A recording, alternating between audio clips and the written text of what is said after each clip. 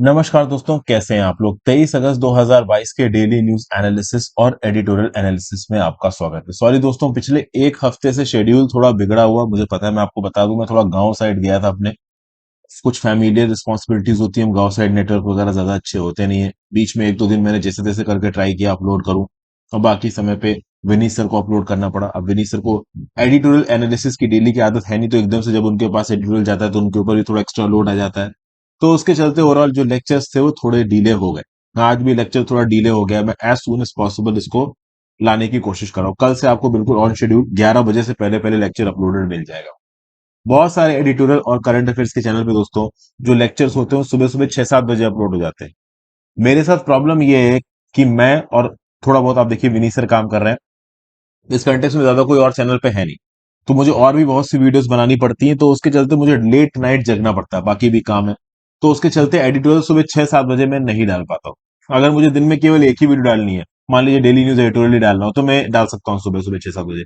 पर बहुत सी वीडियो डालने के चक्कर में ओवरऑल जो टाइमिंग होती है एडिटोरियल डेली की, वो 11 बजे तक चली जाती है। 10:30 से 11 तक मैं मैक्सिमम कोशिश करता हूँ कि अपलोड हो जाए। कभी कभी 10 बजे भी हो जाता है।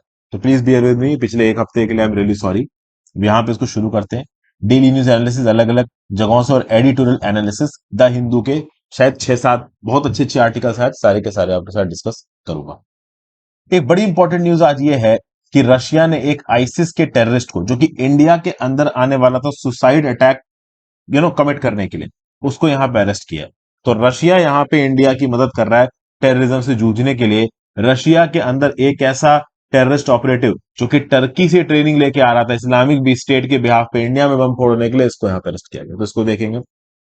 हेडलाइंस कौन कौन सी है, एडिटोरियल देख लेते हैं। 20th पार्टी कांग्रेस चाइना की होने वाली है, इसके बारे में बात करेंगे। फिर एक आर्टिकल है how narratives might change in 2014। ये बेसिकली जो ऑथर हैं ये प्रेसिडेंट बीजेपी और नरेंद्र मोदी जी के अगेंस्ट नजर आ रहे हैं। तो कैसे बीजेपी के अगेंस्ट जा सकते हैं टेबल्स, कैसे नरेंद्र मोदी जी की पॉलिटिक्स यहाँ पे गड़बड़ा सकती है, इसके बारे में इस आर्टिकल बातचीत कर रहे हैं, देख लेंगे। Not centres of learning at, इसके बारे में बात करेंगे। एग्जीक्यूशन कौन कौन से हो रहे हैं म्यांमार में, इसके बारे में बात करेंगे। ठीक है ना। इंडियन चेस किस प्रकार से आगे बढ़ रहा है, माउंटेनियस इलाके में क्या क्या रिस्क है। ओवरऑल ये जो 7 के 7 एडिटोरियल्स हैं वो मैं आपके साथ डिस्कस करूंगा। Okay, sorry 6 editorials. उसके आगे overall all India football federation, इसके अगेंस्ट जो फीफा ने ब्लॉक लगा दिया है, जो इसको रिस्ट्रिक्ट कर दिया, बैन कर दिया है। और इंडियन ओलंपिक एसोसिएशन, इसके ऊपर जो तलवार लटक रही थी दिल्ली हाई कोर्ट के डिसीजन के चलते, इसके रिस्पेक्ट में सुप्रीम कोर्ट का इंटरवेंशन हुआ है। वो इंटरवेंशन क्या है इसको देखेंगे। रशिया ने जो आईसीस मेंबर रिटेन किया इसके बारे में तो बात करेंगे। कर्नाटका ने बोला है, एक प्लेयर रिजेक्ट कर दिया। ये प्लेयर ये बोल रही थी कि मॉस्क में अजान लाउड स्पीकर के बजने की वजह से जो नॉन मुस्लिम्स हैं उनका रिलीजियस फ्रीडम वॉलेट हो रही है। तो इस कंटेक्स्ट में कर्नाटक हाईकोर्ट ने बोला ऐसा कुछ भी नहीं हो रहा है, इसको देखेंगे। टोमेटो फ्लू वायरस चिल्ड्रन में फैल रहा है, इंडिया में बहुत तेजी से फैल रहा है, इसके बारे में बात करेंगे। सिविक बॉडीज को लेकर महाराष्ट्र की असेंबली ने एक बिल पास किया है। नगर परिषद और पंचायत के जो हेड है उनको सीधे सीधे लोग इलेक्ट कर सकते हैं। अब तक इलेक्टेड मेंबर सेलेक्ट करते हैं हमारे कॉन्स्टिट्यूशन के हिसाब से, इसके बारे में डिटेल डिस्कशन करूंगा। उसके आगे इंडिया और ईरान ने मूवमेंट ऑफ सी फेयर्स को लेके एग्रीमेंट साइन किया है, इसको यहाँ पे देखेंगे।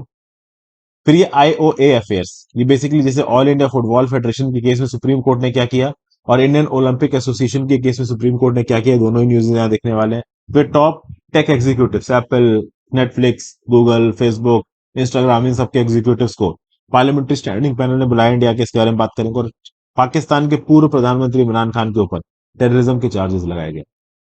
क्या है ये चार्जेस, क्यों लगाए गए हैं, इसके बारे में बात करेंगे। असल में पाकिस्तान के प्राइम मिनिस्टर ने ओपनली पुलिस वालों और जजों को धमकी दे दी है कि तुम करप्ट हो, तुम्हारे करप्शन का मैं हिसाब लूंगा। तो इस बेसिस पे जजों और पुलिस वालों को धमकाने के लिए खुद पाकिस्तान के पीएम के ऊपर टेररिज्म के चार्जेस लग रहे हैं, इसको देखेंगे। वर्ड ऑफ द डे देख लेते हैं, न्यूएटिक। न्यूएटिक मतलब रिलेटिंग टू मेंटल एक्टिविटी और द इंटेलेक्ट, दिमागी, मानसिक, मस्तिष्क संबंधी प्रज्ञा। The noetic quality of a mystical experience refers to sense of revelation. Basically आपके इंटेलेक्ट से रिलेटेड, आपकी मेंटिक एक्टिविटी से रिलेटेड, आप सोच रहे हो, सोच के कोई काम कर रहे हो, बहुत डीप एनालिसिस कर रहे हो, इसको आप नोएटिक से जोड़ सकते हो। चलिए आज की पहली news. To salvage a world cup, SC send ball back to AIFF court. GS paper to judiciary sports administration के रिस्पेक्ट में न्यूज काम की।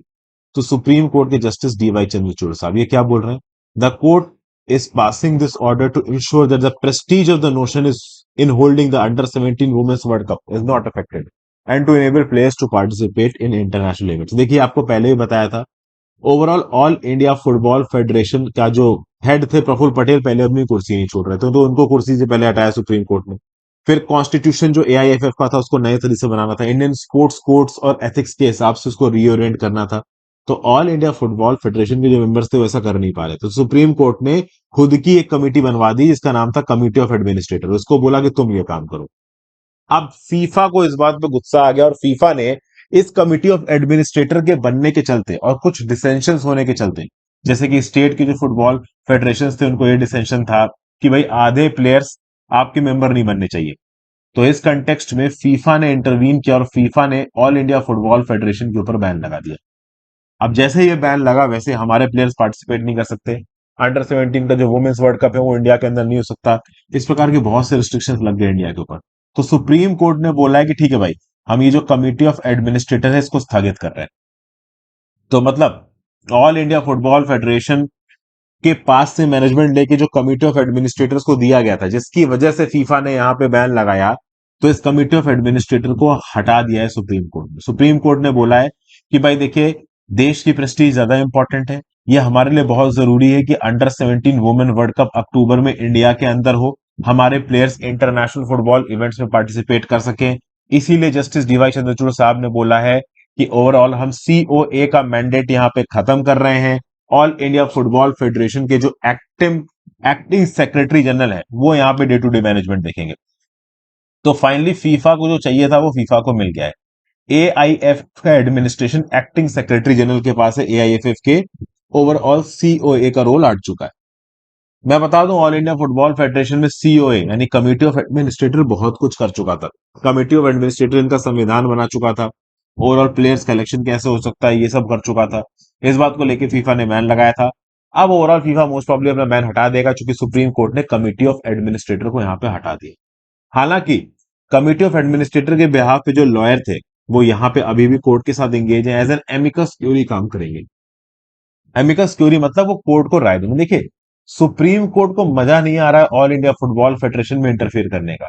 सुप्रीम कोर्ट का कहना यह है कि भाई अगर आप कोई एक बॉडी चला रहे हो, रेगुलेटर हो उसके, तो कम से कम प्रॉपर तरीके से तो चल, और प्रॉपर तरीके से जब नहीं चली तब सुप्रीम कोर्ट ने इंटरवीन किया। अब फीफा के नियम कानूनों के हिसाब से थर्ड पार्टी इंटरवेंशन नहीं होना चाहिए, तो ये जो सीओए सुप्रीम कोर्ट ने बनाया था थर्ड पार्टी इंटरवेंशन हो गया, तो फीफा ने इसको बैन कर दिया। हालांकि फीफा अभी ये बोल रहा है कि भाई देखिए, all India football federation proper तरीके से ग्राउंड लेवल पे चीजें करे। फीफा भी इस बात को जानता है कि सुप्रीम कोर्ट कुछ सही करने की कोशिश कर रहा है, बट उनके जब नियम कानून वॉलेट होते हैं तो वो बॉडी को बैन करते हैं, जैसे यहाँ पे बॉडी बैन हुई। अब चूंकि सुप्रीम कोर्ट यहाँ पे इंटरवीन कर चुका है, तो जल्दी ही एआईएफएफ के ऊपर जो बैन लगाया है फीफा ने वो हट जाएगा। तो ये ओवरऑल यहाँ पे है। तो तुषार मेहता साहब जो हमारे सॉलिसिटर जनरल हैं उन्होंने बोला कि ये इंडिया के लिए डिजास्टर्स होगा, हम वर्ल्ड कप में पार्टिसिपेट नहीं कर पाएंगे, हमारे प्लेयर्स इंटरनेशनल टूर्नामेंट में पार्टिसिपेट नहीं कर पाएंगे, केरला की जो गोकुलम एफसीसी ये टीम है ये नहीं पार्टिसिपेट कर पाएगी। तो इन सब चीजों के चलते अब चीजों का रेजोल्यूशन होता नजर आ रहा है। फिर भैया इंडिया के लिए एक और डिस्टर्बिंग न्यूज है। एक इस्लामिक स्टेट का मेंबर जिसको ट्रेनिंग दी गई थी इंडिया के अंदर आके टॉप लीडर को मारने की, अब ये टॉप लीडर कौन है अभी पता नहीं चला है। नौपर शर्मा और नवीन जिंदल ने क्या किया ये आप सबको पता है, उसके बाद कितना अनफॉर्चुनेट चीजें हुई हैं। देखिए, इस्लामिक वर्ल्ड ने हमें क्रिटिसाइज किया, हमने माफी भी मांगी, जिस प्रकार के स्टेटमेंट दिए गए थे गलत थे, हमने माना, बट उसके बाद अगर आप मारने को उतर आओगे वो भी सही नहीं है, उसको आप जस्टिफाई नहीं कर सकते। तो अभी इस कंटेक्स्ट में GS paper 3 linkage to terrorism के रिस्पेक्ट में एक इस्लामिक स्टेट का टेररिस्ट है। अब इस इस्लामिक स्टेट के टेररिस्ट को जो रशिया की सीक्रेट एजेंसी है फेडरल सिक्योरिटी सर्विस, जिसको एफएसबी बोला जाता है, उसने इस इस्लामिक स्टेट के टेररिस्ट को डिटेन किया, अरेस्ट कर लिया। बेसिकली इसका काम क्या था कि प्रॉफिट साहब के ऊपर जो एडवर्स रिमार्क्स किए गए थे उसका बदला लेना। तो इसको ट्रेनिंग प्रोवाइड की गई टर्की के अंदर। तो international terrorist organisation Islamic State ने इस सुसाइड बॉम्बर को ट्रेनिंग प्रोवाइड की टर्की में। टर्की से ये गया आपका मॉस्को रशिया के अंदर, वहां से इसको अपने डॉक्यूमेंट्स वगैरह इकट्ठा करने थे और वहां से फ्लाइट पकड़ के आना था इंडिया, और इंडिया में टेररिस्ट अटैक करने थे। टेलीग्राम मैसेंजर के थ्रू इसको यहाँ पे इंडोक्ट्रिनेट किया गया, इस्तानबुल में पर्सनल मीटिंग्स भी हुई। तो इस्लामिक स्टेट इंडिया के अंदर ओवरऑल एक टेररिस्ट अटैक प्लान कर रहा था। और यहाँ पे प्लान ये था कि जो रूलिंग सर्कल्स है इंडिया का, जो अभी की सरकार है, इसके किसी टॉप रिप्रेजेंटेटिव को मारना। अभी कौन से रिप्रेजेंटेटिव को मारना है इसके बारे में जानकारी रशिया की तरफ से नहीं आई है। एक वीडियो भी यहाँ पे रशिया के द्वारा रिलीज किया गया है, जहां पे ये इंडिविजुअल बता रहा है रशियन भाषा में कि ओवरऑल किस प्रकार से प्लानिंग हुई थी एक टॉप इंडियन एग्जीक्यूटिव को मारने की। ठीक है। इस पर्टिकुलर इंडिविजुअल ने, जो अमीर है इस्लामिक स्टेट का, अबू अल हसन अल हाशिम अल कुरैशी, इसके प्रति अपनी एलिजियंस ली थी, अपने आप को इस्लामिक स्टेट का बताया था और बोला था कि यहाँ पे मैं ये टेररिस्ट अटैक करूंगा। इस प्रकार के टेररिस्ट अटैक इंडिया के अंदर होंगे, ऐसी प्लेजेस अल कायदा in the United in the Indian सब कॉन्टिनेंट भी ले चुका है। तो अभी ये कंटेक्स्ट में ये सब चालू है। ठीक है, रशिया की तरफ से एक हेल्प मिली है हमको। ओके, रशिया ने इंडिया के अंदर एक हाई प्रोफाइल टेररिस्ट अटैक को होने से रोक दिया है। मोस्ट प्रोबेबली टेररिस्ट को इंडिया की एजेंसीज भी अप्रीहेंड कर लेती, बट कहीं ना कहीं रशिया ने पहले इसको रोक दिया। ये अपने आप में एक बहुत बड़ी बात है। ओके, वैसे मैं बता दूं, इस्लामिक स्टेट और उसके जितने भी एफिलिएट ऑर्गेनाइजेशंस है जिन्होंने अटैक्स और किलिंग्स करी है इराक में, सीरिया में, ये इंडिया के अंदर ऑलरेडी बैंड है अनलॉफुल एक्टिविटीज प्रिवेंशन एक्ट के अंदर। तो इन ग्रुप्स से अगर एफिलिएटेड कोई मेंबर इंडिया के अंदर घुसेगा तो उसको पकड़ने की कोशिश करेंगी एजेंसीज, बशर्ते हमारी एजेंसीज को पता हो कि कौन सा मेंबर कैसे एफिलिएटेड है। और हर चीज पता कर पाना देखिए पॉसिबल नहीं है। बहुत सारे टूरिस्ट इंडिया के अंदर आते हैं टर्की से, दुनिया भर से। अब हर टूरिस्ट को आप ट्रैक करते थे ना फिरोगे। भारत सरकार इस बेसिस पे सेग्रीगेशन थोड़ी ना करती है कि कोई मुस्लिम टूरिस्ट होगा तो उसको माने नहीं देगा। अरे दुनिया भर से टूरिस्ट आते हैं, सेंट्रल एशियन कंट्रीज हो गई, यूरोप हो गई, हर जगह से हर धर्म के लोग इंडिया के अंदर घूमने फिरने के लिए आते हैं। टूरिज्म फिर से चालू हो गया। तो इस केस में इंडियन एजेंसीज के लिए काफी मुश्किल होगा इस प्रकार के टेररिस्ट अटैक्स को रोकना। तो कहीं ना कहीं इंटरनेशनल एजेंसीज के साथ कोऑर्डिनेट करके ओवरऑल टेररिस्ट के मूवमेंट को अगर हम आइडेंटिफाई कर सकें तो इससे अच्छी बात तो देखिए हो नहीं सकती। चलिए अगली news. Maharashtra assembly passes amended act on civic bodies, GS paper 2 government policy and intervention news काम आएगी। भाई जो चीफ मिनिस्टर अभी महाराष्ट्र के एकनाथ शिंदे साहब, इन्होंने एक नया बिल पास किया, एक्चुअली में कुछ अमेंडमेंट्स पास किए हैं in the Maharashtra municipal council Nagar panchayat and industrial township act 1965। इस पर्टिकुलर अमेंडमेंट के थ्रू ऐसा बताया जा रहा है कि जो भी नगर परिषद होती है और जो भी पंचायत होती है, इनके जो हेड्स हैं उनको लोग डायरेक्टली चुनेंगे। अभी तक को आपको पता होना चाहिए जितने भी वार्ड मेंबर होते हैं, जितने भी पंच होते हैं, जितने भी नगर परिषद के मेंबर होते हैं, चाहे इंटरमीडिएट लेवल का रिप्रेजेंटेटिव बॉडी हो, चाहे डिस्ट्रिक्ट लेवल की हो, चाहे रूरल लेवल की हो, इन डिस्ट्रिक्ट बॉडी के जो इलेक्टेड रिप्रेजेंटेटिव्स होते हैं उनको लोग चुनते हैं।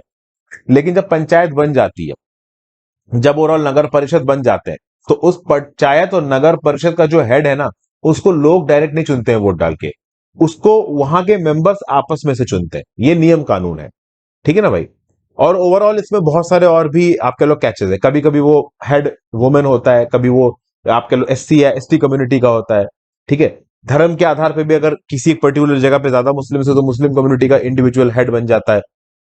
तो ये जो लेवरेज होती है वो इस बेसिस पे होती है कि हाँ भाई, जो नगर परिषद के, जो पंचायत के इलेक्टेड मेंबर्स है, वो आपस में से अपना एक चेयरमैन चुन लेंगे। अब प्रॉब्लम ये है कि एकनाथ शिंदे साहब ने यहाँ पे जब अमेंडमेंट पास किया, तो इस अमेंडमेंट के थ्रू बोला कि जो हेड है नगर पंचायत का और म्युनिसिपैलिटी का, उसको लोग चुनेंगे। ठीक है भाई। अब देखिए क्या है, क्या इससे और ज्यादा आप कह लो डेमोक्रेटिक होंगी चीजें, ये तो देखिए इंप्लीमेंटेशन के बाद ही पता चलेगा। नगर परिषद के अंदर जितने भी मेंबर है, पंचायत के अंदर जितने भी मेंबर, ये सब इलेक्टेड मेंबर्स हैं।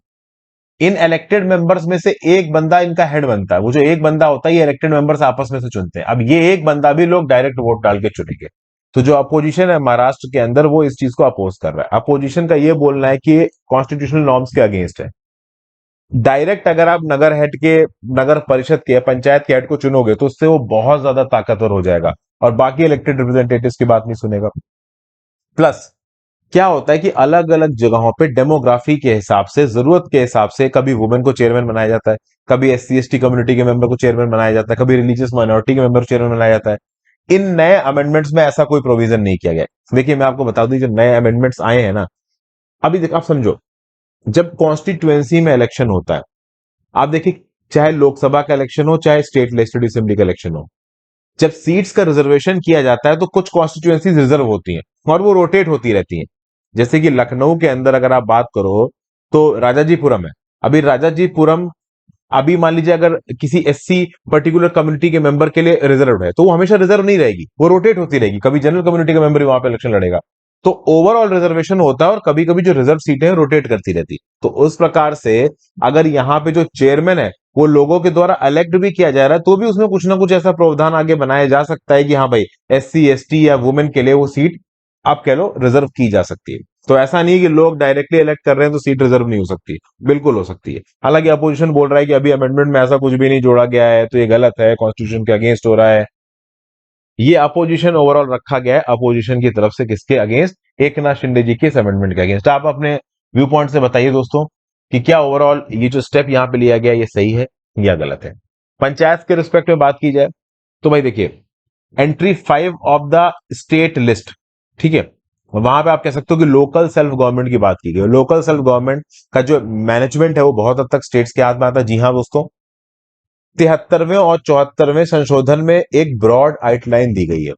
ये जो ब्रॉड आउटलाइन उसको ग्राउंड लेवल पे स्टेट के हिसाब से इंप्लीमेंट करना राज्य की सरकार का काम है। तो डेफिनेटली जो अमेंडमेंट यहाँ पे राज्य की सरकार लेके आ रही है, राज्य की सरकार is competent enough to bring it. राज्य की सरकार इस प्रकार के चेंजेस कर सकती है। फिर भाई अगली न्यूज, कर्नाटका की हाईकोर्ट ने बोला है कि भाई जो लोग ये बोल रहे हैं कि मॉस्क में लाउड स्पीकर से अजान पढ़े जाने से जो नॉन मुस्लिम्स हैं उनके फंडामेंटल राइट्स वायलेट होते हैं, उनका रिलीजियस फेथ वायलेट होता है, ये गलत है। देखिए क्या है, एक कंटेंशन, एक आप कह लो लिटिगेशन पहुंचा कर्नाटका के अंदर। आपको पता है कि मॉस्क के अंदर, मस्जिदों के अंदर अजान पढ़ी जाती है, एक समय होता है उस समय पर अजान पढ़ी जाती है। अब ओवरऑल जब वो लाउड स्पीकर पे अजान पड़ी जाएगी तो जो भी आसपास है सबको सुनाई पड़ेगी, चाहे वो मुस्लिम्स हो चाहे ना हो। तो उस कंटेक्स्ट में जो नॉन मुस्लिम्स है उनका रिलीजियस फेथ, उनका जो बिलीफ है वो वायलेट होता है, उनका फंडामेंटल राइट वायलेट होता है इस अजान को सुनने की वजह से। ये पिटीशन लेके कुछ लोग पहुंचे हाईकोर्ट ऑफ कर्नाटका में। हाईकोर्ट ऑफ कर्नाटका ने इस पिटीशन को सुनने से मना कर दिया। हाईकोर्ट ऑफ कर्नाटका ने बोला कि भाई ऐसा क्या हो गया, ऐसी क्या प्रॉब्लम है? जैसे कि अब जब अजान पढ़ी जाती है तो उसमें अल्लाह अकबर बोला जाता है। अल्लाह अकबर मतलब अल्लाह इज द ग्रेटेस्ट, हमारा भगवान हमारा सबसे बड़ा है। ठीक है भाई, हर धर्म में इस प्रकार की पूजा की जाती है। तो अगर ये चीज बोली जा रही है तो ओवरऑल किसी दूसरे धर्म के इंसान को दुख हुआ तो ये गलत है, उसके फंडामेंटल राइट्स यहाँ पे वॉलेट नहीं है। आर्टिकल 25 और 26 के हिसाब से in the constitution of India, religious toleration is an essence of India, it is a characteristic of Indian civilisation. ठीक है भाई, आर्टिकल 25 के हिसाब से फंडामेंटल राइट है पर्सन के पास, वो फ्रीली प्रोफेस कर सकते हैं, प्रैक्टिस कर सकते हैं, प्रोपोगेट कर सकते हैं अपना रिलीजन। हालांकि यहां पे कर्नाटका हाईकोर्ट ने एक और चीज बोली है कि ठीक है भाई, हम आपका जो अजान पढ़ना है, बोलना है, बुलाना है लोगों को, अजान बेसिकली एक प्रैक्टिस होती है कि आप लोगों को बुला रहे हो प्रेयर्स के लिए, भगवान को याद करने के लिए। तो इस प्रैक्टिस को हम इस बेसिस पे नहीं रोक सकते कि दूसरों के फंडामेंटल राइट्स वायलेट हो रहे हैं, लेकिन जो बाकी रिस्ट्रिक्शन है on the ground of public order, morality, health, वो मानने पड़ेंगे। जैसे for example noise pollution regulation and control rules 2020, ये सारे रूल्स फॉलो करने पड़ेंगे। मतलब कोई भी रिलीजियस प्रैक्टिस, चाहे वो अजान पढ़ना हो, चाहे ओवरऑल सुंदरकांड का पाठ हो किसी हिंदू घर में, they are subject to noise pollution regulation and control rules 2000। अगर आप रूल्स वायलेट कर रहे हो जो कि सुप्रीम कोर्ट और हाई कोर्ट ने जिसके लिए प्रॉपरली समय समय पे गाइडलाइंस दी है, तो उस केस में आपकी प्रैक्टिस को रोका जा सकता है। बट ये बोल देना कि हाँ भाई, अजान को लाउड स्पीकर पढ़ देने से जो नॉन मुस्लिम्स हैं उनके फंडामेंटल राइट्स वायलेट हो रहे हैं, ये गलत है। इसको, इस कंटेंशन को कर्नाटका हाईकोर्ट ने मानने से मना कर दिया। फिर भाई सुप्रीम कोर्ट यहां पे इंडियन ओलंपिक एसोसिएशन को बचाने आए। ऑल इंडिया फुटबॉल फेडरेशन तो बैन हो ही चुका है, इंडियन ओलंपिक एसोसिएशन भी बैन होने की कगार में खड़ा था। क्यों? क्योंकि दिल्ली हाईकोर्ट ने यह बोला कि इंडियन ओलंपिक एसोसिएशन ठीक तरीके से काम नहीं कर रहा है, इसको ठीक करने के लिए कमिटी ऑफ एडमिनिस्ट्रेटर अपॉइंट करो। और इस कमिटी ऑफ एडमिनिस्ट्रेटर को बड़े बड़े ओलंपियंस मदद करेंगे, जैसे अभिनव बिंद्रा साहब, अंजू बॉबी जॉर्ज, बोम्बाइला देवी लाइश्रा। अब ऑल इंडिया फुटबॉल फेडरेशन में क्या हुआ था, उसको चलाने के लिए कमिटी ऑफ एडमिनिस्ट्रेटर अपॉइंट कर दिया सुप्रीम कोर्ट ने, तो थर्ड पार्टी इंटरफेरेंस हो गया, फीफा ने बैन कर दिया। सिमिलरली इंडियन ओलंपिक एसोसिएशन को चलाने के लिए एक third party committee of administrator बना दी गई दिल्ली हाईकोर्ट के द्वारा। यहां पे फिर से खतरा आ चुका था, किसके ऊपर? आपका इंडियन ओलंपिक एसोसिएशन के ऊपर। क्योंकि जो कमिटी ऑफ एडमिनिस्ट्रेटर बनाया गया ना दिल्ली हाईकोर्ट के द्वारा, ये बेसिकली थर्ड पार्टी है, और इंटरनेशनल ओलंपिक एसोसिएशन के नियम कानून यहां पे वायलेट हो जाते हैं। सीधे सीधे हमारी भारत सरकार और इंडियन ओलंपिक एसोसिएशन दौड़े दौड़े पहुंचा सुप्रीम कोर्ट के पास और बोला कि सर 99% चांस है कि इंडियन ओलंपिक एसोसिएशन भी बैन हो जाएगा, और अगर ये बैन हो गया तो हमारे एथलीट्स ओलंपिक्स में पार्टिसिपेट नहीं कर सकते, हम बहुत सारे इंटरनेशनल इवेंट्स में पार्टिसिपेट नहीं कर पाएंगे। तो सुप्रीम कोर्ट ने स्टेटस को लगा दिया। स्टेटस को मतलब दिल्ली हाईकोर्ट ने बोला था कमिटी ऑफ एडमिनिस्ट्रेटर अपॉइंट करो, लेकिन अपॉइंट नहीं हुआ था। तो सुप्रीम कोर्ट ने बोला यार अभी के लिए अपॉइंट मत करो, रोक दो। मतलब कमिटी ऑफ एडमिनिस्ट्रेटर एक third party Indian Olympic association को इंप्लीमेंट करने के लिए, चलाने के लिए चला बना दिया दिल्ली हाईकोर्ट ने, लेकिन इस डिसीजन को रोक दिया सुप्रीम कोर्ट ने। अब समझिए, यहां पे देखिए एक चीज समझनी बहुत जरूरी है। जो कुछ लोग हैं जो समझते हैं कि वो इन बॉडीज के सर्वे सर्वा है, जैसे ऑल इंडिया फुटबॉल फेडरेशन हो गया, इंडियन ओलंपिक एसोसिएशन हो गया, ये जो कुछ ऑर्गेनाइजेशन है ना, वो इंडिया के स्पोर्ट्स को ओवरसी कर रहे हैं, रेगुलेट कर रहे हैं। तो इन ऑर्गेनाइजेशंस में जो भी एडमिनिस्ट्रेशन चलना चाहिए वो बहुत लीगल और प्रॉपर तरीके से चलना चाहिए। कोर्ट तक तो मोहब्बत ही नहीं पहुंचनी चाहिए। लेकिन इन ऑर्गेनाइजेशंस का मैनेजमेंट इतने हैफर्जर्ड वे में, इतने प्रॉब्लमेटिक वे में चल रहा है कि हर दूसरे दिन प्रॉब्लम कोर्ट तक ही पहुंचती रहती। कोई भी जाके कोर्ट में केस फाइल कर रहा है। और जब कोर्ट को लगता है, जैसे सुप्रीम कोर्ट को एआईएफएफ के केस में लगा था, दिल्ली हाई कोर्ट को यहाँ पे आईओए के केस में लग रहा है कि हाँ भाई ठीक तरीके से एडमिनिस्ट्रेशन नहीं चल रहा, इंडियन ओलंपिक एसोसिएशन ठीक तरीके से यहाँ पे स्पोर्ट्स कोर्ट को फॉलो नहीं कर रही, ये बात से कन्विंस है दिल्ली हाई कोर्ट। तो दिल्ली हाई कोर्ट ने सीओए अपॉइंट कर दिया। दिल्ली हाई कोर्ट और सुप्रीम कोर्ट तो सीओए इसलिए अपॉइंट कर रहे हैं ताकि ये बॉडी ठीक तरीके से काम करे। लेकिन फिर इंटरनेशनल रेगुलेटर्स के कोड और स्टैंडर्ड्स एसओपी ऑपरेट हो जाती हैं। तो कोर्ट्स क्या कर रही है कि भाई प्रॉपर तरीके से चीजों को चलाने के लिए अब आप कह लो सीईओ अपॉइंट कर रही है। अब सीईओ के बेसिस पे यहाँ पे स्टैंडर्ड ऑपरेटिंग प्रोसीजर वायलेट हो रहे हैं, बॉडी सस्पेंड हो जा रही है। तो अभी के लिए सॉलिसिटर जनरल तुषार मेहता और आईओए ने जाके बोला है कि भाई थर्ड पार्टी इंटरफेरेंस नहीं होना चाहिए, हम आप कह लो ब्लैकलिस्ट हो जाएंगे। तो सुप्रीम कोर्ट ने ब्लैकलिस्टिंग रोक दी है। बट जो इस प्रकार की परेशानी है, इनका रियल सॉल्यूशन ये है कि ग्राउंड लेवल पे इन रेगुलेटिंग बॉडीज को ठीक तरीके से चलाया जाए। क्योंकि ये इंडिया के लिए बड़ी शर्म की बात है कि हमें इंटरनेशनली हमारी रेगुलेटिंग बॉडीज को सस्पेंड किया जा रहा है। हमारी सुप्रीम कोर्ट चीजों को सही करने की कोशिश कर रही है, हाई कोर्ट सही करने की कोशिश कर रही है, और हम सस्पेंड हो रहे हैं इंटरनेशनली। तो यहाँ पे रेगुलेशन प्रॉपर तरीके से होना चाहिए। जो कुछ लोग ये समझते हैं कि वो इन बॉडीज के बाप दादा हैं, इन बॉडीज पे उनका हक है, उनको समझाना पड़ेगा कि भैया तुम्हारा हक नहीं है। दिल्ली हाई कोर्ट ने जो सीओए बनाया था उसमें फॉर्मर सुप्रीम कोर्ट के जज थे, justice Anil R Dave, chief election commissioner थे H Y Quraishi, former secretary थे एक्सटर्नल अफेयर्स मिनिस्ट्री के विकास स्वरूप, और ये बड़े बड़े एथलीट्स मदद कर रहे थे। तो ये जो भी करते कुछ अच्छा ही करते, बट इनको अच्छा करने का मौका ही नहीं मिला, चूंकि हम डर गए। क्यों? क्योंकि कहीं बैन ना हो जाए। तो ग्राउंड लेवल पे चीजों को सॉर्ट आउट करने की जरूरत है। एआईएफएफ और इंडियन ओलंपिक एसोसिएशन जैसी बॉडीज को प्रॉपर अल्टीमेटम इशू होना चाहिए सरकार की तरफ से कि भैया प्रॉपर तरीके से काम करो, अपना फीफडम मत समझो इन बॉडीज को। फिर भैया अगला GS paper 2, government policy intervention. भैया Amazon, Twitter, Netflix, Google, Apple, Microsoft के और जो ऑफिशियल्स हैं उनको बुलाया गया है किसके सामने? स्टैंडिंग कमिटी ऑन फाइनेंस के सामने। तो स्टैंडिंग कमिटी ऑन फाइनेंस ने Amazon, Twitter, Netflix, Google, Apple, Microsoft इन सबके एग्जीक्यूटिव्स को समझ लिया, बुलाओ जरा यहाँ पे आओ, तुमसे डिजिटल मार्केट में जो एंटी कॉम्पिटेटिव प्रैक्टिसेस हो रही है उसके बारे में बात करें। तो कंपटीशन अमेंडमेंट बिल 2022 के कंटेक्स्ट में ओवरऑल देखो तो देखिए, अभी नए अमेंडमेंट बिल आए 2002 में। पिछला आप कह लो डिजिटल मार्केट को रेगुलेट करने के लिए नियम कानून आए थे। जो पिछले नियम कानून थे वो काफी पुराने हो चुके हैं। 2002 में जो डिजिटलाइजेशन था और आज 2022 में जो डिजिटलाइजेशन है उसमें जमीन आसमान का फर्क है। तो अब चीजों को बदलने की जरूरत है। चीजों को बदलने के रिस्पेक्ट में अगर आप देखो तो सरकार द्वारा एक नियम कानून लाया गया, कंपटीशन अमेंडमेंट बिल 2022 लाया गया था लोकसभा में 5 अगस्त को। उसके बाद इस बिल को रेफर कर दिया गया स्टैंडिंग कमेटी ऑन फाइनेंस को। अभी स्टैंडिंग कमेटी ऑन फाइनेंस कुछ भी करने से पहले जितने भी डिजिटल प्लेयर्स इस बिल से अफेक्ट हो रहे हैं इनके एग्जीक्यूटिव्स को बुला रहा है, उनके साथ बातचीत कर रहा है।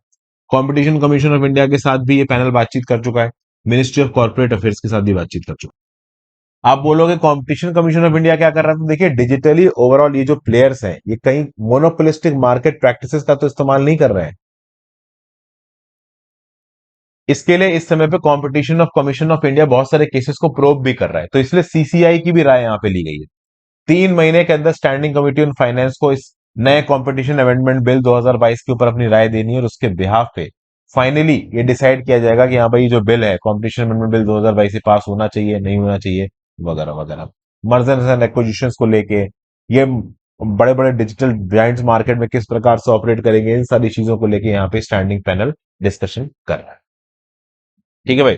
फिर लैंसेट रेस्पिरेटरी जर्नल ने 17 अगस्त को पब्लिश किया है कि इंडिया के अंदर एक नॉन लाइफ थ्रेटनिंग वायरस फैल रहा है जिसका नाम है टोमेटो फ्लू। टोमेटो फ्लू के ऊपर विनीत सर ऑलरेडी एक वीडियो बना चुके हैं। आप टोमेटो फ्लू मेरे नाम हर्षित द्विवेदी एजुकेशन के साथ सर्च मारिए, आपको वो पर्टिकुलर वीडियो मिल जाएगी। अब 17 अगस्त को ये जो जर्नल में आर्टिकल पब्लिश हुआ है इसमें ये बताया गया कि जो टोमेटो फ्लू था ये पहली बार आइडेंटिफाई हुआ केरला के कोलम डिस्ट्रिक्ट में 6 मई 2022 को। और एज ऑफ 26 जुलाई 82 बच्चे जो कि 5 साल से कम के हैं लोकल गवर्नमेंट हॉस्पिटल में टोमेटो फ्लू से इन्फेक्ट हो चुके हैं।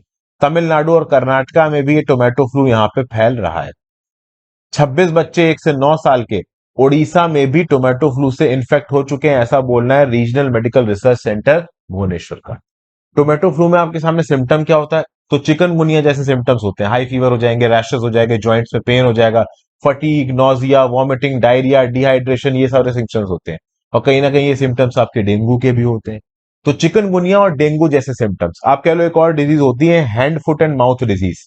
तो hand foot and mouth disease जैसे भी सिम्टम्स यहाँ पे आपको देखने को मिल रहे हैं। अब सॉल्यूशन क्या है इस बीमारी का? देखिए सॉल्यूशन सेम है जो hand foot and mouth disease में होता है, चिकनगुनिया डेंगू में होता है कि अच्छा खासा पानी पीजिए, आराम करिए, आइसोलेट हो जाइए ताकि दूसरों को अपना नुकसान करो। हॉट वाटर स्पॉन्ज लेके अपने रैशेस को, इरिटेशन को सॉल्व करते रहो, अपने आप को ठंडा करते रहो। फिर पैरासीटामोल फीवर के लिए खा सकते हैं, बॉडी एक के लिए खा सकते हैं। सपोर्टिव ट्रीटमेंट्स कुछ और भी हैं। तो जिस प्रकार के ट्रीटमेंट्स चिकनगुनिया, आपके डेंगू और hand foot and mouth disease में दिए जाते हैं, कुछ इसी प्रकार का ट्रीटमेंट आपका टोमेटो फ्लू में भी दिया जा रहा है। फिर लैंसेट की जर्नल का यह भी बोलना है कि बाकी तरीके के इन्फ्लुएंजा के जैसा जो टोमेटो फ्लू है बहुत कंटेजियस है। तो जो चिल्ड्रन है they are very much increase risk to exposure है उनका। अपने एज ग्रुप में छोटे जो बच्चे हैं 5 साल से कम के, उनके अंदर ये इन्फेक्शन नेपीज के थ्रू, अनक्लीन सर्फेसेस को टच करने की वजह से फैल सकता है बहुत तेजी से। और हैंड फुट और माउथ डिजीज जैसे ही ओवरऑल इसके सिम्टम्स हैं। तो बेसिकली देखिए क्या है कि अगर बहुत ज्यादा बच्चों के अंदर फैलेगा तो फिर एडल्ट्स के अंदर भी फैलने लगेगा।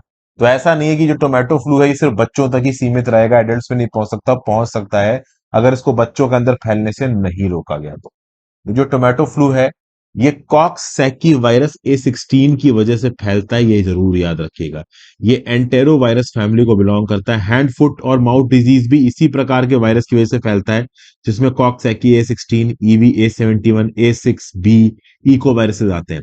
कॉक्सैकी वायरस A16 की वजह से टोमेटो फ्लू फैलता है, ये सवाल इंपॉर्टेंट है, किसी भी वन लाइनर में आपसे पूछा जा सकता है।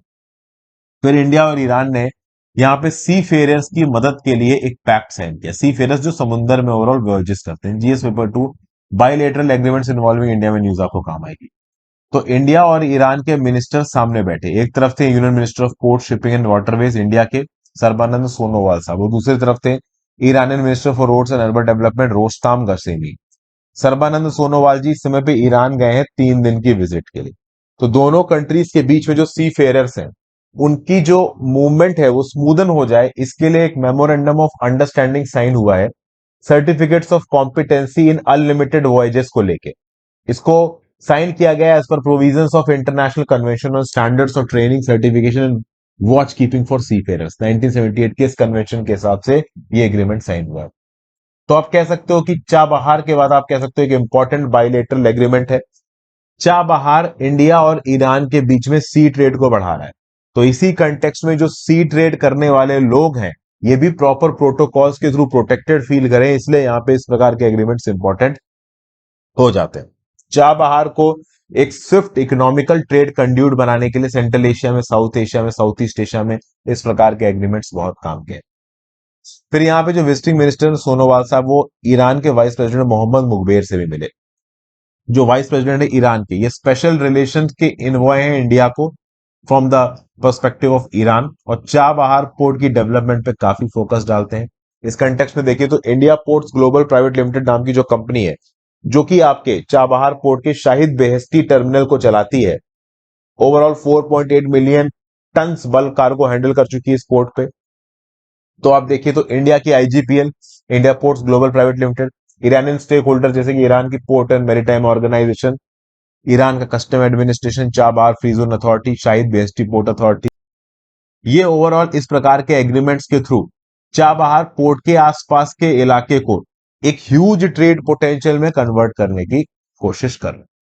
फिर यहाँ पे कुछ स्टैटिस्टिक्स दिए गए हैं। 2020 में इंडिया ने अफगानिस्तान को 75,000 टन वीट प्रोवाइड किया है इस पर्टिकुलर चाबहार टर्मिनल को इस्तेमाल करके।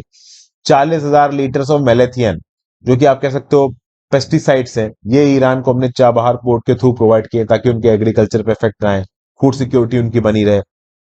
फिर अभी Iran ports global Chabahar free trade zone की 6 मोबाइल हार्बर क्रेन्स को भी यहाँ पे कमिश्नर इनॉग्रेट किया है सर्बानंद सोनोवाल साहब ने। तो कहीं ना कहीं बायलेटरली हम ईरान के साथ एंगेज कर रहे हैं, इकोनॉमिक रिश्ते आगे बढ़ा रहे हैं, जो कि अपने आप में एक अच्छी बात। फिर अगली news, Imran Khan charge with terrorism. GS paper 2 international news में रिस्पेक्ट काम में आएगी आपको। पाकिस्तान की पुलिस ने प्राइम मिनिस्टर इमरान खान के ऊपर, former prime minister Imran Khan के ऊपर टेररिज्म के चार्जेस लगाए हैं। ये बोला है कि जो पाकिस्तान के प्रधानमंत्री हैं इमरान खान, ये टेररिज्म फैलाने की कोशिश कर रहे हैं पाकिस्तान के अंदर। अभी क्या हुआ है, रिसेंटली सैटरडे को इस्लामाबाद में एक बड़ी रैली करी पाकिस्तान के पूर्व प्रधानमंत्री इमरान खान ने, और वहां पर उन्होंने बोल दिया कि वो पुलिस ऑफिसर जो करप्ट है, एक और वुमेन जज के अगेंस्ट यहाँ पे उन्होंने बहुत कुछ बोल दिया। फिर ये बोला कि इमरान खान के क्लोज एड हैं जिनको पुलिस ने पकड़ा, बहुत टॉर्चर किया, तो मैं इनके खिलाफ एक्शन लूंगा। तो बेसिकली इमरान खान ने वो पुलिस वाले जो कि इनके हिसाब से सही तरीके से काम नहीं कर रहे और एक जज के अगेंस्ट ओपनली चीजें यहां पे बोलनी शुरू कर दी है। तो इस बात को लेके पाकिस्तान की पुलिस ने इमरान खान के अगेंस्ट टेररिज्म के चार्जेस लगा दिए, ये बोल के कि भैया ये तो देश की पुलिस और जजों को ही धमका रहे हैं। हालांकि इमरान खान को 3 दिन की प्रोटेक्टिव बेल भी मिल चुकी है इस्लामाबाद की एक कोर्ट से। और इनकी जो पार्टी है पाकिस्तान की तहरीक इंसाफ, इसके एक सीनियर लीडर हैं शाह महमूद कुरैशी। इनका यह बोलना है कि अगर पाकिस्तान के पूर्व प्रधानमंत्री इमरान खान को अरेस्ट किया गया तो भयंकर बवाल हो जाएगा। इमरान खान इस समय की जो लीडिंग आप कह लो जो हेड हैं, उनको क्रिटिसाइज करके, ठीक है, ओवरऑल लेवरेज लेके, इनकी गलतियों को पॉइंट आउट करके एंटी यूएस एंटी आर्मी होके फिर से ताकत में आना चाहता है। तो अब ये सब यहां पे चालू है। पाकिस्तान ओवरऑल रूलिंग पार्टी को हद से ज्यादा नीचे गिराने की कोशिश कर रहे हैं। पाकिस्तान के लीगल सिस्टम में अगर आप देखो तो पुलिस वालों को ठीक ठाक ताकत दी गई है। इसके लिए एक पाकिस्तान का 1997 का एंटी टेररिज्म लॉ है। इस एंटी टेररिज्म लॉ के अंदर ओवरऑल पुलिस को ठीक ठाक ताकतें दी गई है सेक्टेरियन वायलेंस को रोकने के लिए। और इसी एंटी टेररिज्म लॉ के अंदर ही एफआईआर हुई है इमरान खान के अगेंस्ट। क्यों? क्योंकि ये पुलिस वालों को और जज को धमकाते नजर आ रहे हैं ओपनली कि मैं ताकत में आ जाऊंगा तो ये करूंगा वो करूंगा। तो इस कंटेक्स्ट में चार्जेस तो लग चुके हैं, बट ये अरेस्ट नहीं हुए। 3 दिन की इनको बेल भी मिल चुकी है। 3 दिन बाद क्या ये अरेस्ट होते हैं नहीं होते हैं, ये देखना बाकी है। फिर आ जाते हैं एडिटोरियल डिस्कशन में। दोस्तों अगर अब तक लेक्चर पे लाइक का बटन नहीं दबाया तो जरूर दबाइए। चलिए, पहली news, the road to China's 20th party congress. अच्छा आर्टिकल है एमके नारायण साहब का। एमके नारायण साहब फॉर्मर डायरेक्टर है इंटेलिजेंस ब्यूरो के, फॉर्मर नेशनल सिक्योरिटी एडवाइजर है, फॉर्मर गवर्नर रह चुके हैं वेस्ट बंगाल के, तो काफी नॉलेजफुल इंसान। अक्सर कर इनके आर्टिकल द हिंदू के एडिटोरियल में छपते हैं। अब क्या है, 20वीं चाइनीज कम्युनिस्ट पार्टी की कांग्रेस होने वाली है इस साल। अब देखिए क्या है कि इस साल की कांग्रेस में क्या कांग्रेस के लीडर जी जिनपिंग के ऊपर कोई खतरा है? तो एम के नारायण साहब बोल रहे हैं कोई खतरा नहीं है। जी जिनपिंग यहाँ पे जनरल सेक्रेटरी रहने वाले हैं, प्रेसिडेंट भी रहने वाले हैं। जी जिनपिंग की कुर्सी के ऊपर किसी भी प्रकार का कोई खतरा नहीं है। इससे पहले जब भी इस प्रकार की पार्टी कांग्रेसेस होती थी, इस बात का इल्म रहता था कि हो सकता है कि भैया पार्टी की जनरल सेक्रेटरी कुर्सी किसी और के पास चली जाए, प्रेसिडेंट का टेन्योर 10 साल खत्म होता है तो लीडरशिप चेंजेस होते। लेकिन जी जिनपिंग को यहाँ पे कोई भी ऐसा खतरा नहीं है। ये अलग बात है कि चाइना ने पहले जिस प्रकार की इकोनॉमिक ग्रोथ की है, अब वो इस प्रकार की इकोनॉमिक ग्रोथ नहीं कर रहा है। लेकिन जितनी भी चाइना की इकोनॉमिक ग्रोथ हो रही है बाकी कंट्रीज से तो देखो वो ज्यादा ही है। प्लस चाइना के अंदर नेशनलिज्म को फैलाया जा रहा है कि antagonistic forces, anti China forces China को दबाने की कोशिश कर रहे हैं। 2012 में जब जी जिनपिंग जनरल सेक्रेटरी बन के आया था, और 2022 में, अभी 10 साल हो चुके हैं उसको जनरल सेक्रेटरी एज प्रेसिडेंट, तो अब कुल मिला के टेक्निकली तो उसको कुर्सी छोड़नी चाहिए थी, लेकिन अपने आप को प्रेसिडेंट फॉर लाइफ डिक्लेयर कर चुका है जी जिनपिंग। तो अब इस कंटेक्स्ट में जी जिनपिंग क्या कर रहा है, दिखा रहा है कि कैसे इंटरनेशनल सिस्टम बेकार हो चुका है, यूनाइटेड नेशंस का सिस्टम डिसफंक्शनल हो चुका है, post world war 2 consensus matters के ऊपर हट चुके हैं, हर कंट्री अपने हिसाब से काम कर रही है, चाइना को भी ग्रेट होना है वगैरह वगैरह। आप समझिए ओवरऑल कुछ आइडियोलॉजिकल आप कह लो नोशन चाइना के अंदर फैलाने की कोशिश कर रहा है जी जिनपिंग। क्या है कि जी जिनपिंग पार्टी के ऊपर पूरी तरीके से कंट्रोल करके बैठा है। जो भी पार्टी के अगेंस्ट बात करता है वो बचता नहीं है, तो गायब हो जाता है या मार दिया जाता है, रातों रात उड़ जाता है। पब्लिक सिक्योरिटी सिस्टम के ऊपर, आर्मी के ऊपर, मिलिट्री के ऊपर अपना बहुत टाइट कंट्रोल कर रखा था। पहले क्या होता था कि जो चाइनीज कम्युनिस्ट पार्टी के आला लीडर्स थे कलेक्टिवली राज करते थे। तो ऐसा नहीं है कि प्रेसिडेंट जैसे हु जिनटाओ थे, अभी हु जिनटाओ के समय पे सिर्फ हु जिनटाओ की चलेगी ऐसा नहीं होता था, और भी कुछ जो सीनियर लीडर्स हुआ करते थे चाइनीज कम्युनिस्ट पार्टी की, उनकी भी चलती थी। बट इस समय पे केवल जी जिनपिंग की चल रही है, किसी और की चल ही नहीं रही है। और जी जिनपिंग इस नेशन को एक तो ये चीजों से दिखा रहा है कि भाई एंटागोनिस्टिक फोर्सेस हमारे को दबाने की कोशिश कर रही हैं, तो उसके चलते अपसर्ज हो रखा है नेशनलिज्म का। चाइना के अंदर जो चाइनीज कम्युनिस्ट पार्टी है, वो चाइना के लोगों को दिखाना चाहती है कि देखो, पूरी दुनिया हमें दबाने की कोशिश कर रही है लेकिन हम दबेंगे नहीं, हम आगे बढ़ेंगे। एग्रेसिव मैन्यूवर्स दिखा रहे हैं। अभी ताइवान में क्या किया है चाइना ने, एग्रेसिव मैन्यूवर्स दिखाया है। अपने न्यूक्लियर वेपन्स को डेवलप कर रहे हैं, अलग लेवल पे आर्टिफिशियल इंटेलिजेंस और मिलिट्री को आगे लेके जा।